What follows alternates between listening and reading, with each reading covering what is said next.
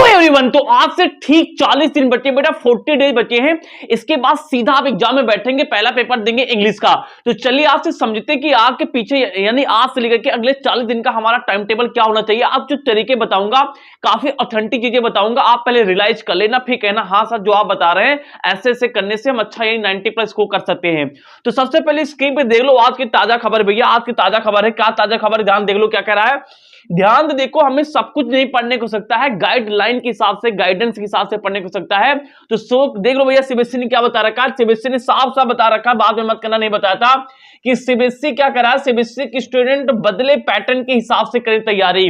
Pattern बदल चुका है, पूरी पैटर्न के हिसाब से कहानी को पढ़ना है। अगर अभी भी नहीं जागे तो जाग जाओ भैया, काफी इंपॉर्टेंट। यहां मैं पढ़ के खटाखट से सुना देता हूं, आई थिंक यहां पे विजुअल होगा, दिख रहा होगा, ध्यान से देख लो क्या है लिखा। केंद्रीय माध्यमिक यानी शिक्षा बोर्ड यानी सीबीएसई ने क्या किया, 10वीं और 12वीं की बोर्ड परीक्षाओं में, देखिए ध्यान से ध्यान देना, डिस्क्रिप्टिव प्रश्नों, डिस्क्रिप्टिव मतलब होता है लिखना, यानी लिखने की कहानी को खत्म करके लिखने के बजाय ऑब्जेक्टिव यानी एमसीक्यू और योग्यता आधारित यानी कंपिटेंसी बेस्ड क्वेश्चन को यानी कि बढ़ावा ज्यादा दे रहा है ना। यह बदलाव नई शिक्षा नीति 2020 के तहत छात्रों की परीक्षा के यानी कि दबाव को कम करने और उनकी समझ को व्यवहारिक ज्ञान के बढ़ावा, मतलब समझ गए ना क्या कहानी है, कंपिटेंसी बेस्ड क्वेश्चन पे और बेटा ऑब्जेक्टिव पे आपको ज्यादा फोकस करना है।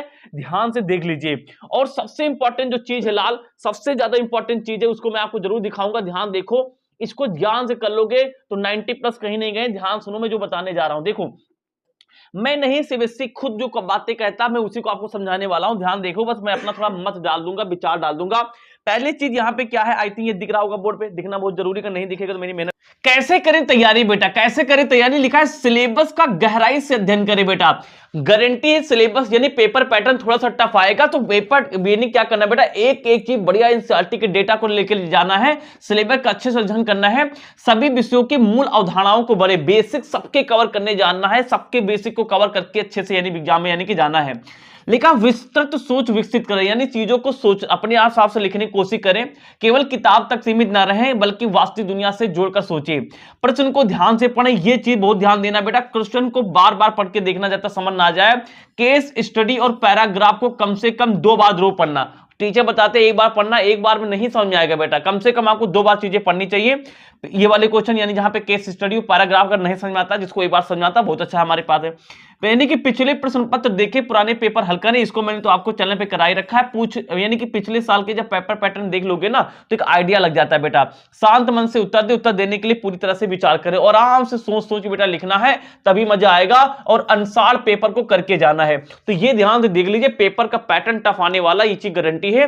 तो चलिए फटाक से देखते हैं कि हमारी स्ट्रेटजी आज से 40 दिन के आगे क्या होनी चाहिए। ये स्ट्रेटजी आपको फॉलो करके चलनी चाहिए बेटा। ध्यान देखिए, ध्यान से क्या है देखिए, तो लिखा है आज से ठीक यानी कि 40 दिन बाद इंग्लिश का पेपर होगा। टाइम टेबल आप क्या आपको याद है, नहीं याद है भैया, 15 फरवरी को आएगा इंग्लिश का पेपर, सीधा 40 दिन बाद आप पेपर में बैठते हुए मिलेंगे मुझे। 15 से 20 यानी 5 दिन का गैप है साइंस के पेपर में, फिर यहां से यहां पे यानी कि बेटा सोशल साइंस, उसके बाद में बेटा 28 को अपना पास यानी कि हिंदी और मैथ जो हमारा लविंग सब्जेक्ट है, दिल बना देता हूं इस पे, यानी कि जो मैथ का पेपर है बेटा, जो मैथ का पेपर है वो यानी कब होगा, 10 यानी मार्च को होगा, है ना, मार्च होगा मैथ पेपर। तो इसकी आइए समझते हैं, स्ट्रेटजी समझते हैं, कौन कैसे पढ़ना चाहिए, सब पूरी कहानी बताता हूं। ध्यान देख लो, वीडियो देख लो अच्छे से, आपको सब आइडिया लग जाएगा कैसे क्या पढ़ना है बेटा। ध्यान सुनो, देखो ध्यान से।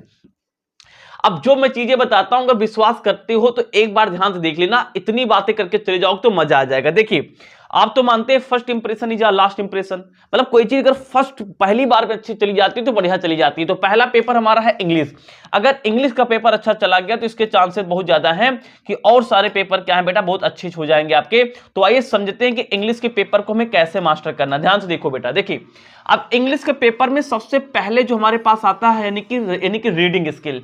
अब रीडिंग स्किल में बच्चा ये बेटा सबके लिए टफ होता है, सबके लिए टफ होता है, क्योंकि ये आप यानी क्या है बेटा, यानी कि टफ होता है क्योंकि इसको आप कितना भी प्रैक्टिस करके जाओ लेकिन जो आप करके जाएंगे वो आपको आएगा नहीं, क्योंकि नाम ही है अनसीन पैसेज, जिसमें अनसीन पैसेज आता है, इसमें क्या आता है, अनसीन पैसेज आता है।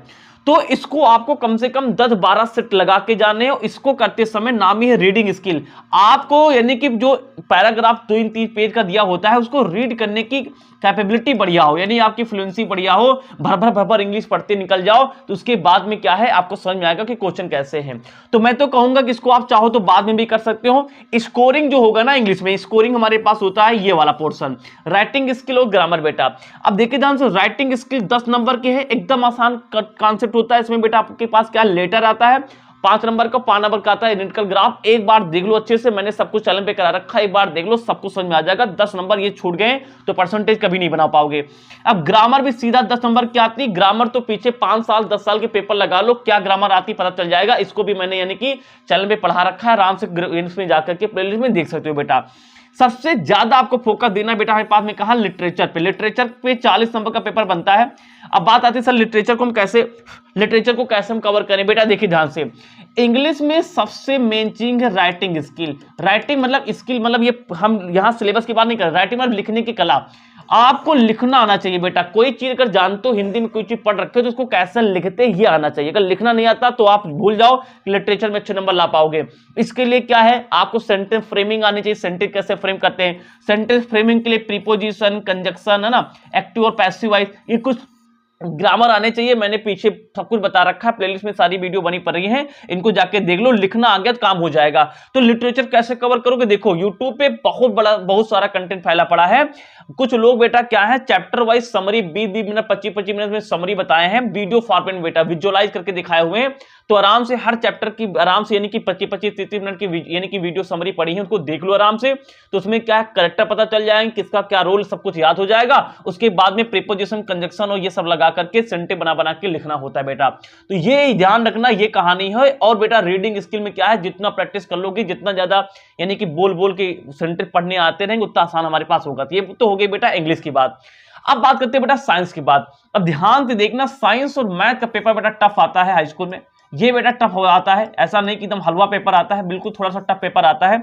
साइंस में फिजिक्स, केमिस्ट्री और बायोलॉजी, अगर मुझसे आप पूछेंगे सबसे ज्यादा यानी कि इसमें टफ क्वेश्चन कहां से आते हैं, तो मैं गारंटी दे रहा हूं सबसे जो टफ क्वेश्चन आते हैं वो तो केमिस्ट्री से आते हैं। तो जो केमिस्ट्री में जो सबसे ज्यादा क्वेश्चन कहीं से फंसता है ना, मैं बता देता हूं, 2 चैप्टर ध्यान से करके जाना। पहला तो चैप्टर बेटा हमारे पास है acid base salt. Acid base salt, यहां के क्वेश्चन अच्छे पढ़ के जाना। एसिड बेस साल्ट कस के अच्छे करके जाना, यहां से क्वेश्चन बेटा कस के आते हैं।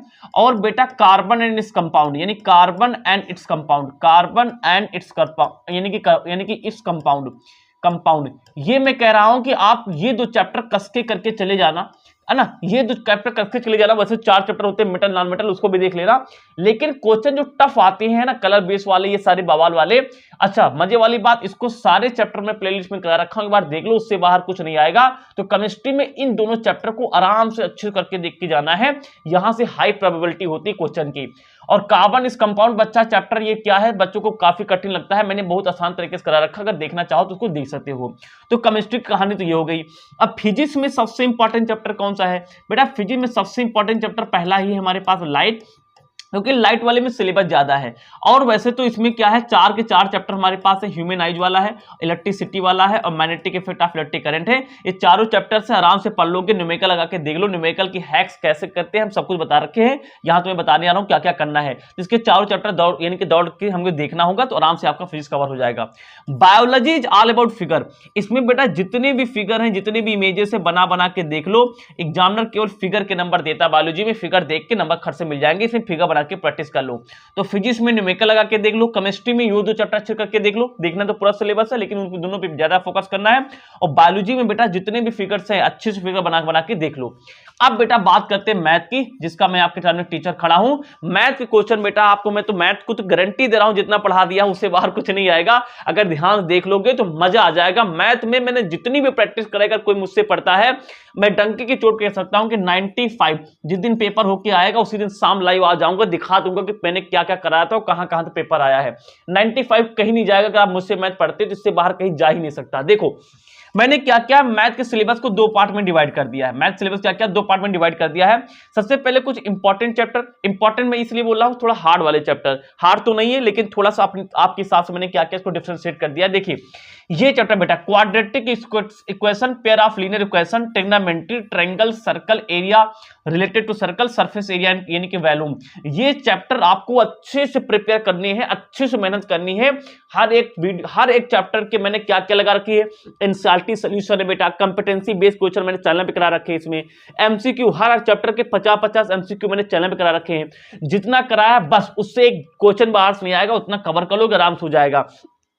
एवरेज चैप्टर जैसे रियल नंबर है, पॉलिनोमियल है, एपी है, स्टैटिस्टिक्स है बेटा, कोऑर्डिनेट ज्योमेट्री है बेटा, प्रोबेबिलिटी है, हाइट एंड डिस्टेंस है ना, एप्लीकेशन ऑफ ट्रिग्नोमेट्री, ये तो थोड़ा आसान चैप्टर्स होते हैं, इनको यानी कि आप पेपर में 10 दिन का गैप है उधर भी कवर कर लोगे, लेकिन ये चैप्टर पे अच्छे से फोकस कर लो। सबकी प्लेलिस्ट बना के रखा हूं और मैं आपसे ये भी कहता हूं कि अगर किसी भी यानी कि साइंस और बेटा स्पेसिफिक मैं साइंस और आपको मैथ पढ़ा रहा हूं, साइंस और मैथ में किसी भी चैप्टर में प्रॉब्लम है तो मुझे कमेंट सेक्शन में यानी कमेंट करके बताना, मैं आपको अलग से यानी कि वीडियो बना के दे दूंगा। तो आई थिंक कहानी समझ में आ गई होंगी कैसे चलना है। अच्छा एसएसटी क्या है बेटा, अब एसएसटी आपका पता क्या है, एसएसटी आपका क्या है, ये बेटा आपका परसेंटेज बनाएगा, ये आपका परसेंटेज बनाएगा। एसएसटी में पूरी अच्छे टीचर बेटा है, किसी के जिससे आपको समझ में आता है किसी की वीडियो देख करके आराम से अपने यानी सिलेबस कवर कर लो। एसएसटी में लिखने की आदत डाल लो, इंग्लिश में लिखने की डाल लो, इंग्लिश तेज होगी तभी एसएसटी तेज होगी। लिख के यानी कि कोई चीज आगे उसको लिखते कैसे करके प्रैक्टिस कर लेना। और हिंदी तो मैं जानता हूं आप प्राइवेट स्कूल में सीबीएसई वाले इतना भाई स्कूल वाले हिंदी सिखाई देते हैं यार, हिंदी तो आप कर ही लोगे, मुझे पूरा विश्वास है। मेन सब्जेक्ट हमारे पास क्या है, यही है बेटा।